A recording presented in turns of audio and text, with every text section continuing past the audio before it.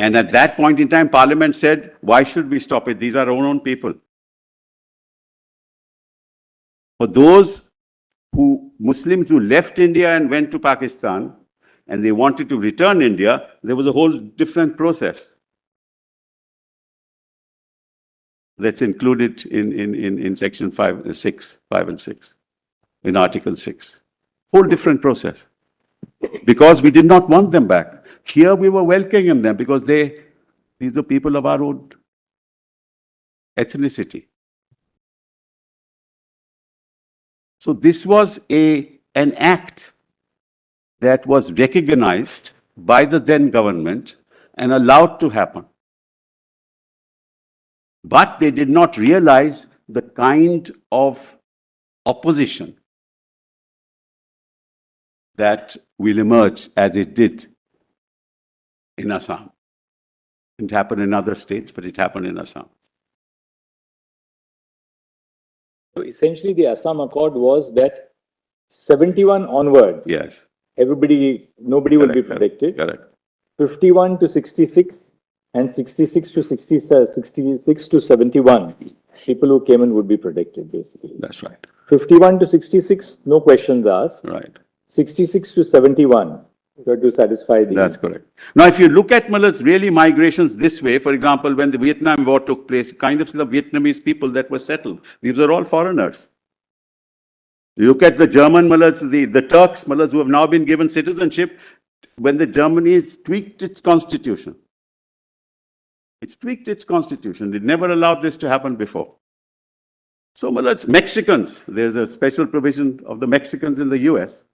So the point that I'm making is that's the decision of the political process which allows this to happen and then makes a provision for it under the law. And there's no basis for challenging it other than mullahs, other than the ground that it is discriminatory. But this was a non-discriminatory recognition. Not based on sex, not based on race, not based on caste, not based on religion, not based on on no prohibited... Place of residence, yes. Sorry? Based on place of residence. No. You have to be an ordinary resident of Assam. No, but that's the test.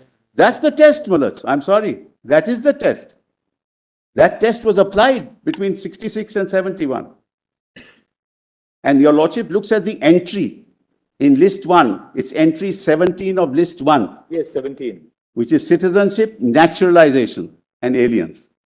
There's no doubt that Parliament has the power. There's no doubt about it. No, I'm not only...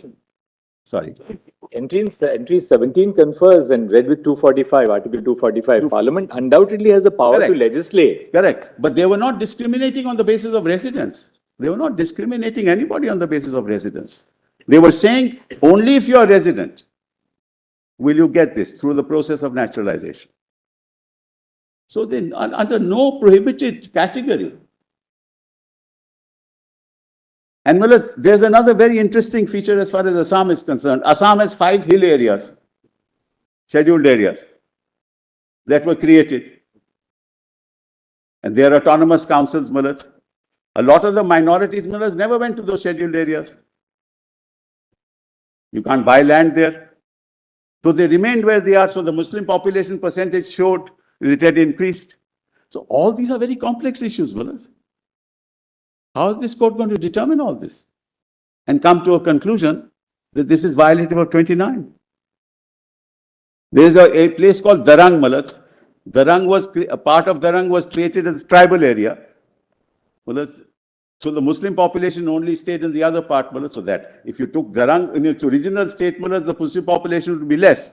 But when the tribal area was considered, the Muslim population would be more. The point that I'm making is there are no judicial standards to determine all this.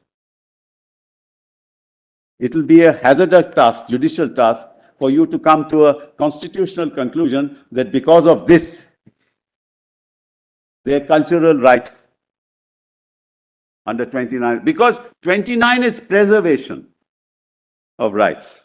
Preservation of rights assumes that there is a violation and because of which I have a constitutional entitlement to say, issue a writ of prohibition, issue a mandamus not to allow them to violate. That's nobody's case. And it is therefore not solely attributable to migration. So that's on the 29th. Now, it's absolutely tenuous connection, as my learned attorney says. Absolutely tenuous connection. One has nothing to do with the other. Very, very, very. Now, let's kindly come to now the Article 14 argument. That's even more interesting. Now, I'll assume, Malat, that 6A is struck down. Now, if 6A is struck down, what happens? Bangladesh will not take them. As we said, this will result in a group of stateless citizens. Total statelessness. The joint communique, which was issued by Sheikh Mujibur Rahman and the then Prime Minister, clearly says that Bangladesh will take back people who had come in after 25th of March 1970. That's correct. So Malas, you cannot, as a matter of constitutional law, Malas, and again, if you go So you will have people in India who have been otherwise recognized as foreigners by the Foreigners Tribunal's order, who cannot be granted Indian citizenship, and yet who cannot be deported, though they are aliens. That's correct.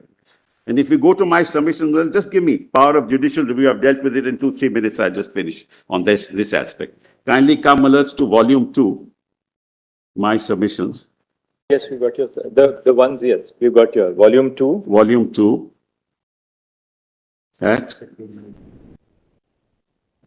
my submissions start at page 19, but scope of judicial review is at PDF 23. That's all right. In fact, may I tell you, Lordship, another thing. While this agitation was taking place in Assam, many of the people, whether Bengalis or others, moved out of Assam because they were fearing that they might be killed or hurt. Many families actually migrated to other states.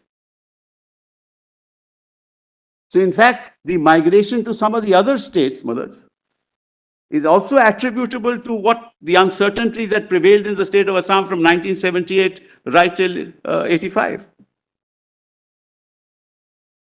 And then, Malaj, as your Lordship knows, Meghalaya, Mizoram and others. So, therefore, the Muslims the minorities would not have gone to Mizoram, Meghalaya and other places, Malaj. So, it seemed that the population here increased in terms of percentages. So, these are all very difficult aspects, Malaj, to analyze and come to a judicial verdict. So, now if you look at Malaj's PDF 23, if you just look at what Hannah Arendt said, right to have rights. That's the right to citizenship is the right to have rights. And I've quoted the page. I won't go to it, Malaj. And then your Lordships will see laws should be interpreted, para 17. A. Laws should be interpreted in a manner that avoids rendering people or groups of people stateless.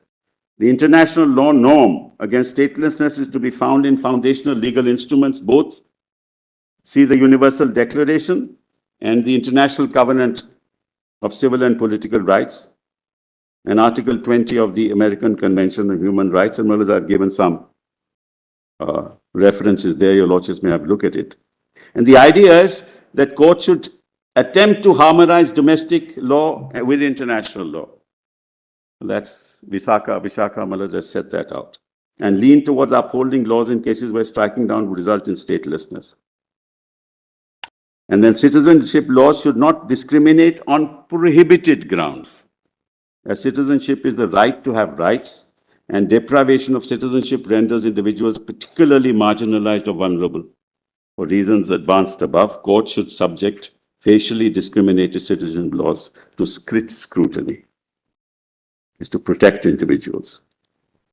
So, Malaj, this takes, and then Malaj, somebody else in West Bengal or another state can say, you give me the same rights, but they cannot say, now you declare this as illegal, and therefore, where will they go? And Malaj, the commitment to fence Bangladesh was made in 19 85 itself. So 15 years and 23 years, 38 years have passed. The fencing has not happened. Should have happened. And this creates more problems for India, as your Lordship said, because after 1971, what will happen? Children would have been born here. Can your Lordships imagine the enormity of the problem? Those children born here would seek protection of 3. Where will they go? So that's, I don't want to enter into that. It's another area altogether. So that takes care. Equally, there is substance in this grievance that on the one hand, we don't have an open border. Yes. We do not say that anybody from Bangladesh can come and settle down wherever they want to in India.